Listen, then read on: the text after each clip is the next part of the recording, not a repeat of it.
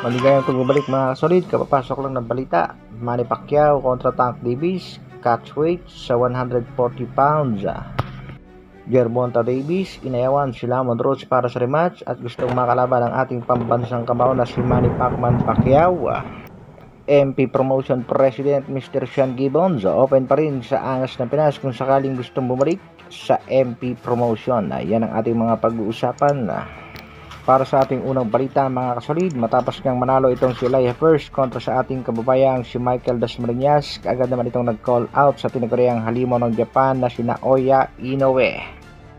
Bagamat bumagsak itong si Elijah First sa unang round ng bakbakan, ay nakapagpakita pa rin ng isang napakagandang performance matapos talunin na via knockout ang ating kababayang si Michael Dasmariñas. Komento naman ng mga boxing fans kung sakaling si Angas ng Pinas ang tumama dito kay Elijah First sa ginawang patama nitong si Dasmariñas, nakakalamang hindi na tatayo itong si Elijah. Samantala, nagbigay naman ng pahayag ang isa sa mga miyembro ng MP Promotion na ayon nga dito mga kasolid ay willing pa rin itong si Mr. Sean Gibbons kung sakaling gustong bumalik ng Angas ng Pinas sa MP Promotion, at nangako itong si President Gibbons na bibigyan ng magagandang laban ang nag-iisang Angas ng Pinas. Kayang-kaya nga nitong ikasa ang laban ng Angas ng Pinas dito kay Elijah First, at maging ang laban sa Japanese Monster kaya ding ikasa nitong MP President. Sa kabilang balita naman mga kasolid, latest update sa ating pambansang kamao na si Manny Pacquiao.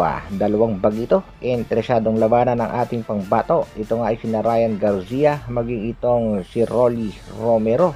Pero tila ginamit lang ang pangalang Manny Pacquiao ng dalawang bagito mga kasolid, dahil ang katotohanan dyan na meron parang nilulutong laban itong si King Ryan Garcia at itong si Rolly Romero para sa kanilang rematch na posibleng ganapin ngayong buwan ng December. At dahil nga dyan mga kasolid, isang napakadelikadong laban na ang naghihintay sa ating pambatong si Manny Pacquiao. Yan nga ang laban na kontra dito kay Gervonta Tank Davis na napapabalitang umaya na rin sa rematch kontra dito kay Lamont Roach. Itong si Davis lang naman ang nagbigay ng knockout dito kay na Mario Barrios. Knockout din ang inabot dito mga kasolid nitong si King Ryan Garcia maging ang kampiyon na si Rolly Romero. Knockout lang din naman ang inabot dito kay Gervonta Tank Davis.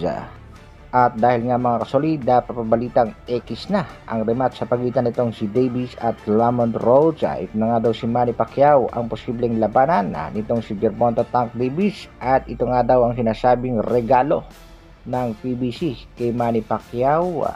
Isang malaking laban at siguradong tiba-tiba rin sa kikitain ng ating pambatong si Manny Pacquiao. Pero ayon sa mga boxing fans, ang totoong dahilan ng PBC gustong ipalapa ang ating pambatong si Manny Pacquiao dito kay Gervonta Tank Davis. At talaga namang napakadelikadong laban ito sa ating pambatong si Pacquiao na sa kasalukuyan ay 46 years old na. Ayon nga sa kanyang anak na si Jimel Pacquiao, gusto nang magretiro ng tuluyan ang kanyang amang si Manny. Dahil ayaw nang makita ang makatanggapan ng mga matitinding punishment ang pambansang kamao. Hanggang dito na lang muna mga kasolid. Maraming salamat sa patuloy na pagsuporta at panonood. Mabuhay Dr. Alvin Vlogs. Bra!